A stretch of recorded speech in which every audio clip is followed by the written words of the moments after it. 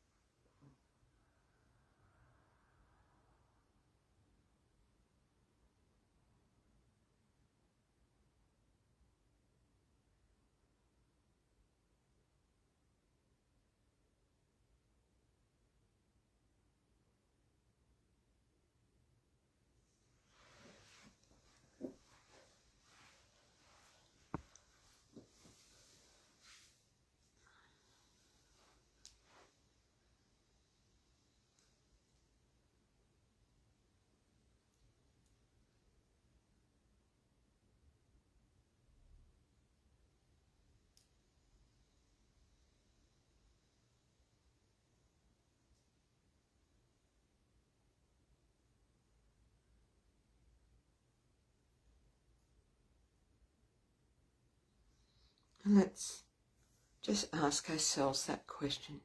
Where is my attention?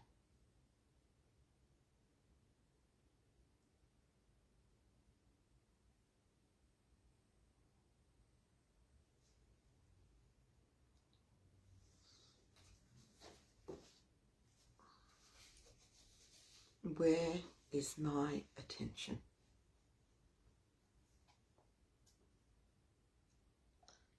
Am I thinking about what I have to do after? Thinking about things that happened yesterday? is my attention on Shri Mataji in the present moment.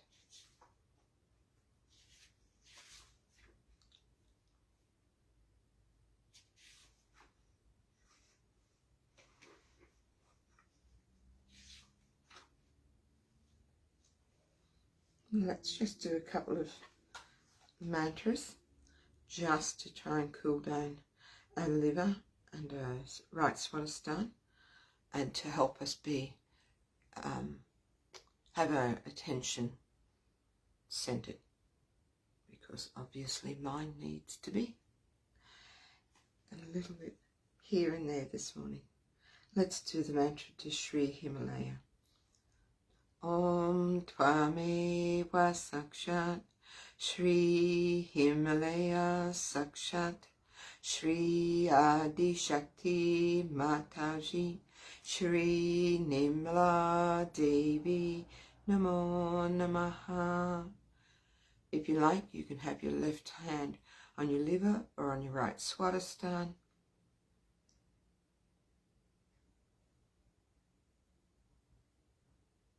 For our pure attention, Nimala Chitta. Om Tvameva Sakshat Shri Nimala Chitta Sakshat Shri Adi Shakti Mataji Shri Nimala Devi Namo Namaha. For the power of the attention, Shri Chit Shakti. Om Tvameva Sakshat Shri Chit Shakti Sakshat Shri Adi Shakti Mataji Shri Nimala Devi Namo Namaha.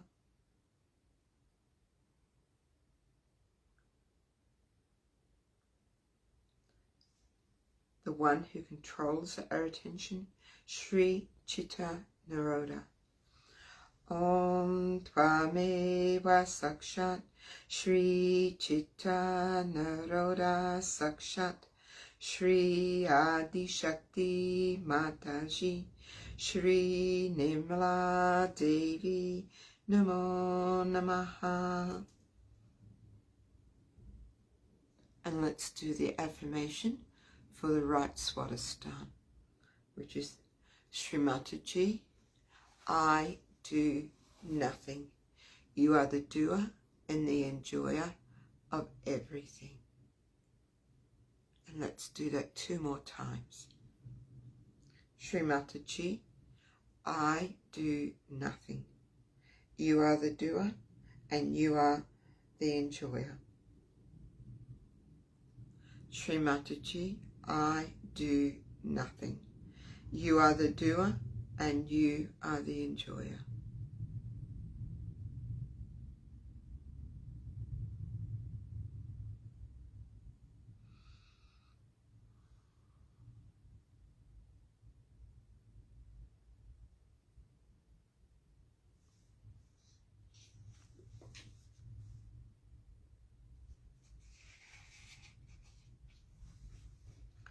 Let's do a mantra to Shri Adi Bhumi Devi, both hands on the earth.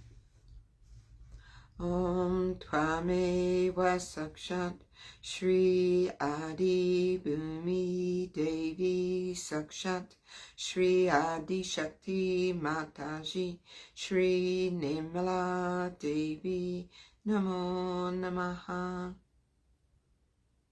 Shri Mother Earth, please forgive me for placing my feet upon you.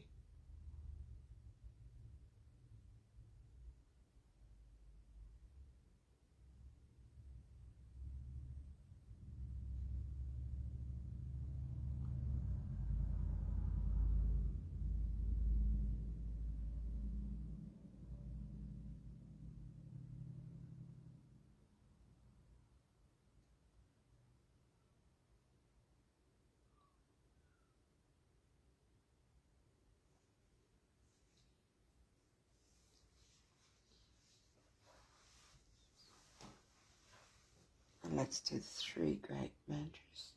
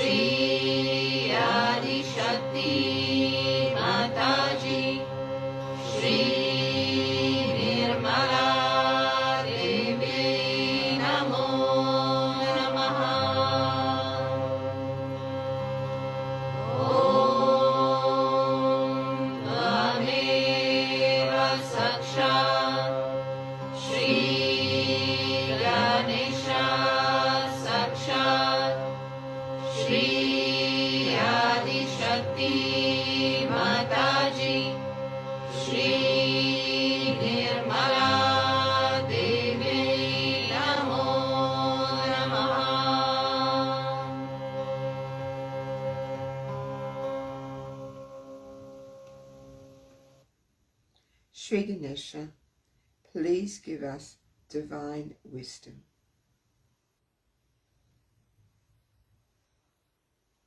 Shri Ganesha, please give us divine wisdom. Shri Ganesha, please give us divine wisdom. Shri Ganesha, please give us divine wisdom.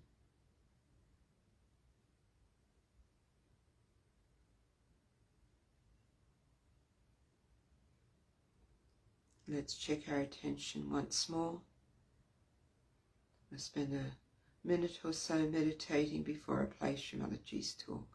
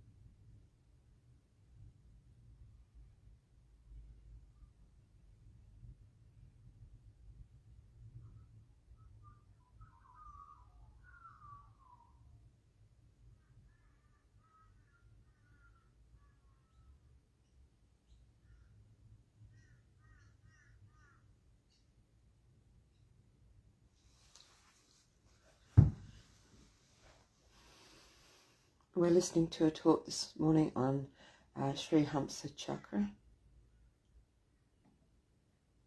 Quiet, understand.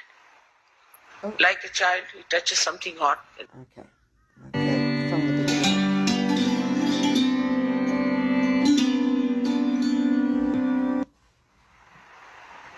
Well, it seems that many of us here don't really know about the Hamsa Chakra. About what? About the Hamsa Chakra. Hamsa. In terms of understanding how it relates to Shri and what we can do to strengthen our Shri. Hamsa Chakra stands between the Vishuddhi and the Agya, as you can see clearly, positioned like that. But from Vishuddhi, there are many nerves which pass through Hamsas and end up here. They don't all go to the brain. Or we can say that at this time, at this point, all our reactions, which are what you call reflex reactions, finish off. So, supposing now I get some dirty smell, I'll close my nose like that. Or if I can't hear, I'll just pull my ears like this. Or if I see something dirty, or if I see something jarring, my eyes will close automatically. If somebody tries to put a pin through me, immediately I'll spontaneously. It's all built in within my system and your system too, that you react with reflex action. Same thing may not happen to animals. Animals are different. Some animals have certain reflex actions, some have some reflex actions. But we are different, and our reflex actions, we are all practically just the same. There's not much individuality. There isn't much difference in our reflex actions. At the most, with conditioning, somebody might say, yeah, somebody may say, oh, somebody may say something. That's different. But the reflex actions are just the same. So up to the reflex action, we don't have to use discretion. Then starts our discretion part. As discretion starts when we are using these two nadis which meet here without going to the Agya. So when these two nadis meet here, what happens? We start seeing through our experiences. First would be a reflex action, automatic reflex action. The second is when, supposing a child, if you tell the child, now this is hot, don't put your hand there, he won't listen. Put the child. With the experience, he will develop reflex actions, the conditionings of it. So thus reflexes are built in within us. Also, they are built in within us with, we should say, with other conditionings like,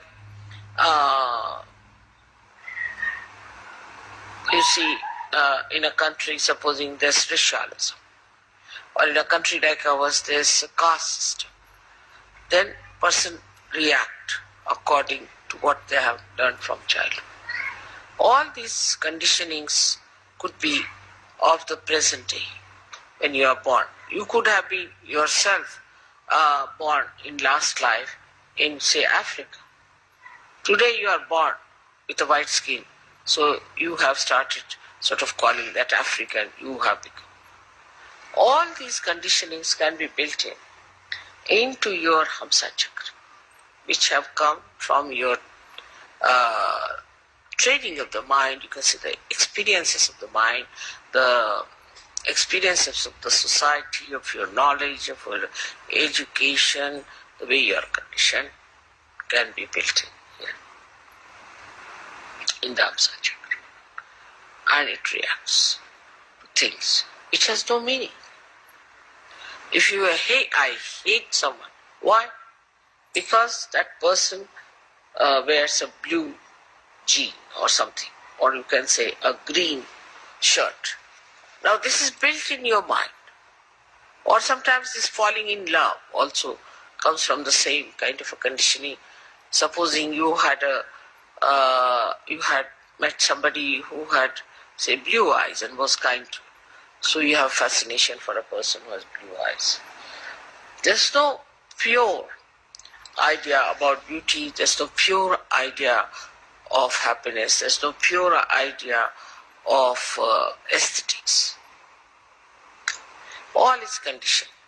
For some people this is beautiful, for somebody this is not beautiful. So this is the place where these interchanges take place between both the nadis. And here the Hamsa lies outside the path of Kundalini.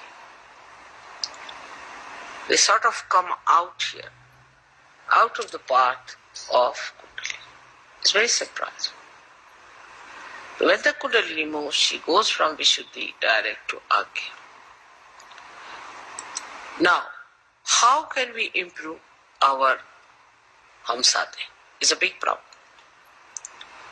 Because if our Hamsa is sick, is over-conditioned, the Kundalini cannot work on it.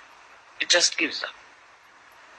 Now, so for Hamsa, we use all these physical things. Like I said, put the ghee in the nose. Keep it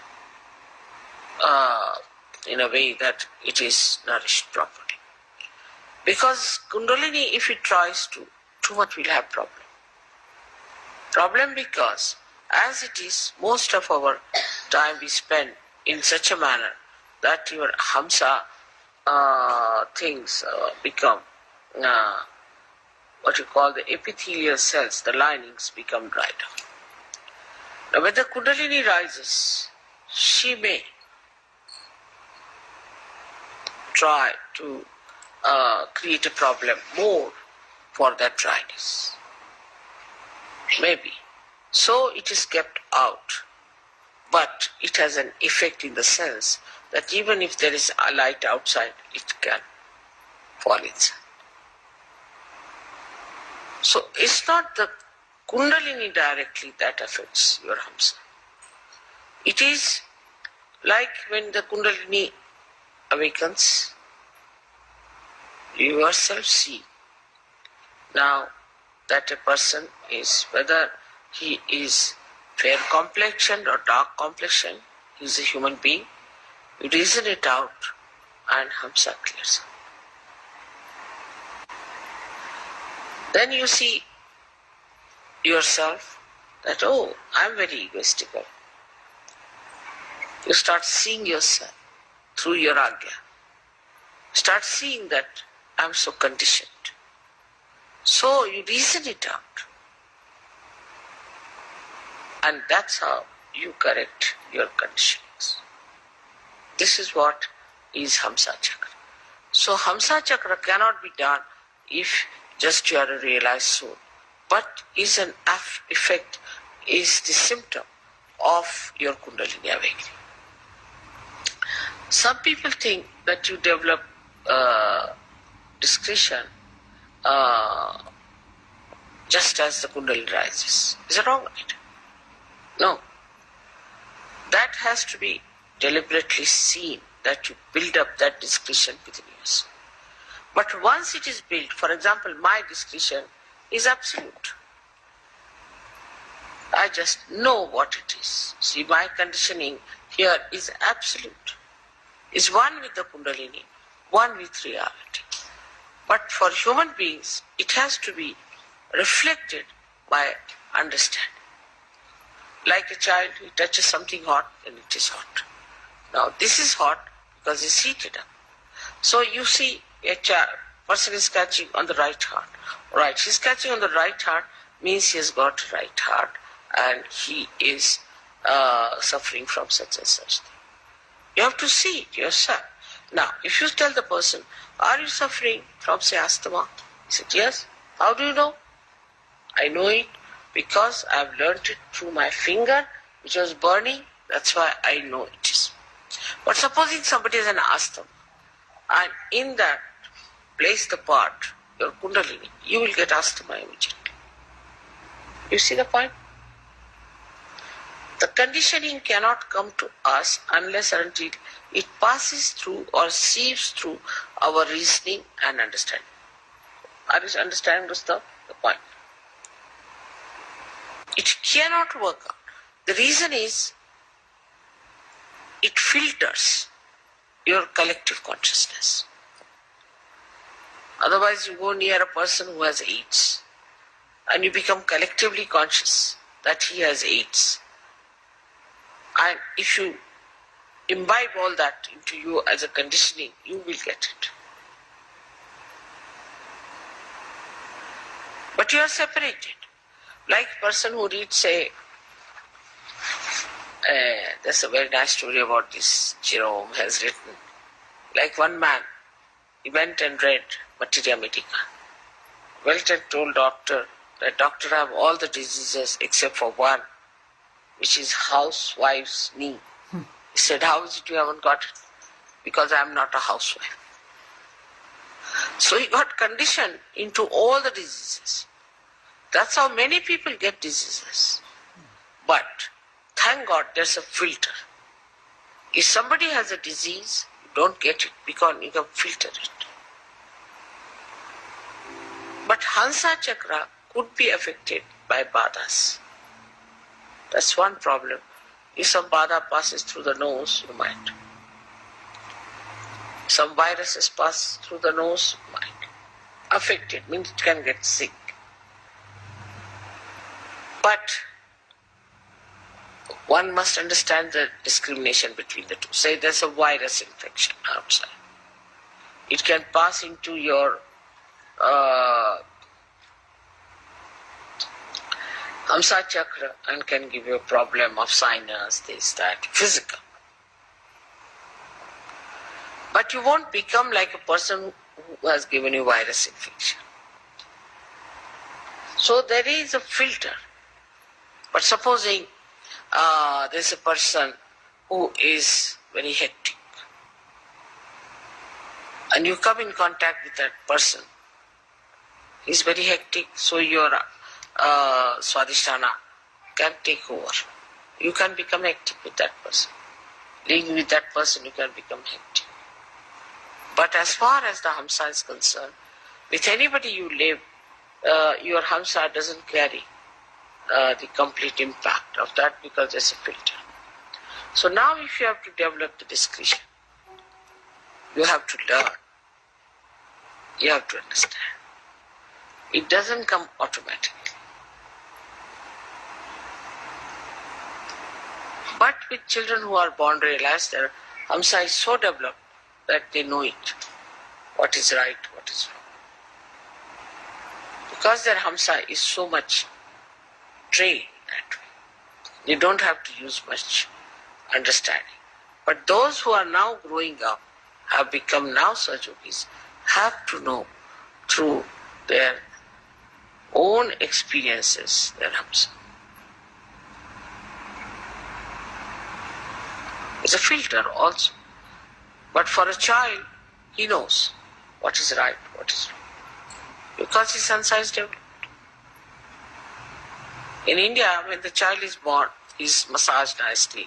Oiling is the best way to have a good Hamsa. Oil his head, oil his body, put some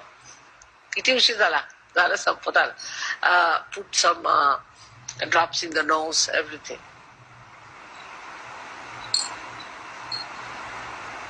They try in the ear, in the nose, and that's how they build up.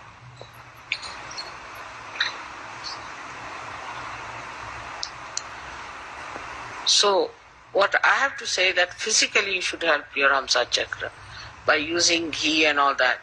And mentally you should use it by learning things. In experience, what to do, how to do it, how to work it out, how to establish. That is how Hamsa chakra grows and makes you discreet. That's why a tradition is very important. Tradition gives you the growth of the Hamsa chakra. And then you go on discarding whatever is wrong out of that tradition. Then again, you keep whatever is good. You give it to your children, to your children, to your children. So the discretion comes to a person who is traditionally built up better than a person who has no traditions.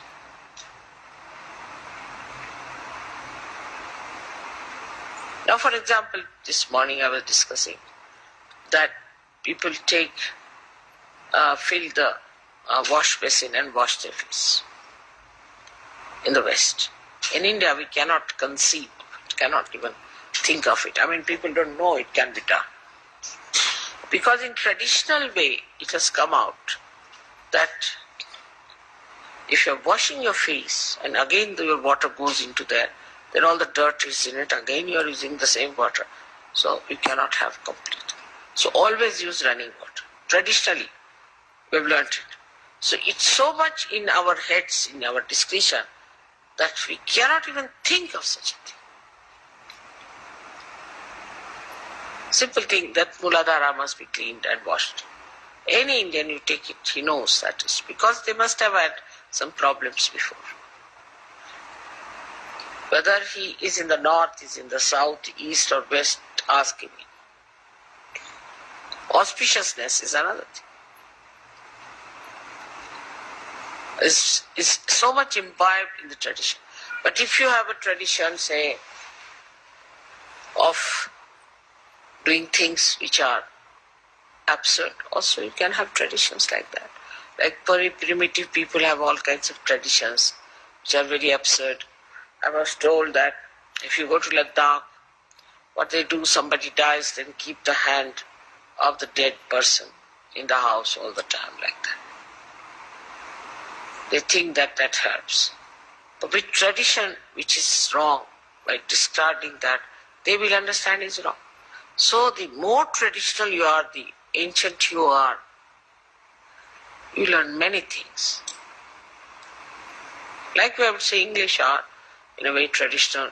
So supposing there's a lady coming down and you are coming with a lady, then the man will be in front automatically. He'll just move.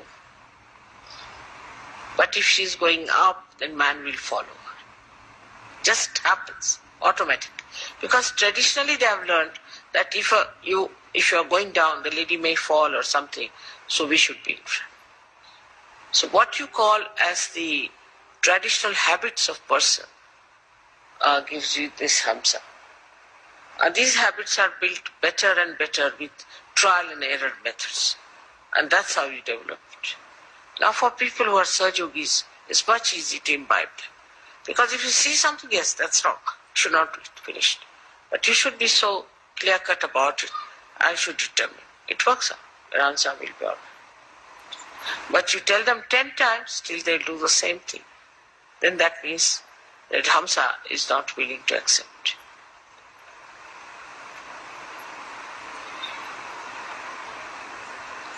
But you must nourish it, you must look after it, you must, as I said, also the kajal is very good for Hamsa Chakra. All kajal and the oil in the nose, ears is very good. All acts for that. Even, say, stalking other person, to talk discreetly, is to say something which doesn't lose its power of affecting that person. Like if you say something very harsh, then you should know how to neutralize it so that he retains that into himself. All these discussions only come also by tradition.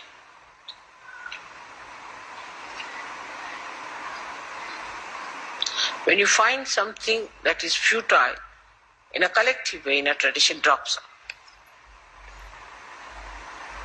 So the blessings of the tradition is great, but greater are the blessings of your spirit. And the blessings of the spirit are such that through your vibrations, immediately you know this is wrong. But you have to be honest about it, and you just give up. You want to ascend, you want to improve your vibrations. So for that, whatever is needed, you will do.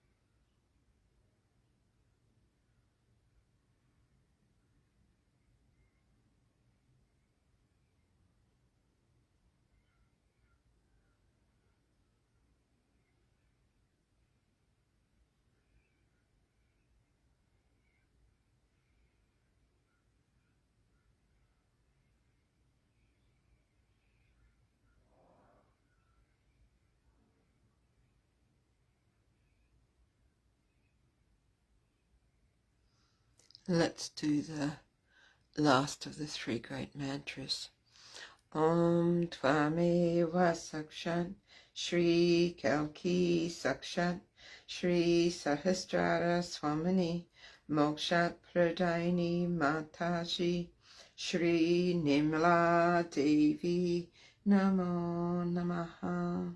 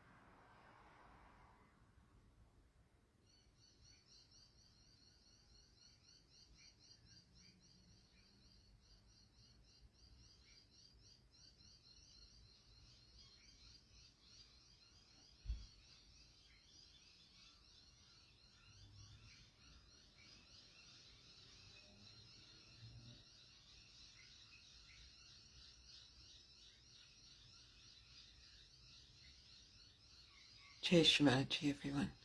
Thank you very much for joining. It's been absolutely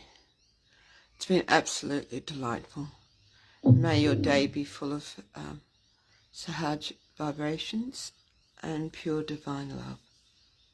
Shri Mataji.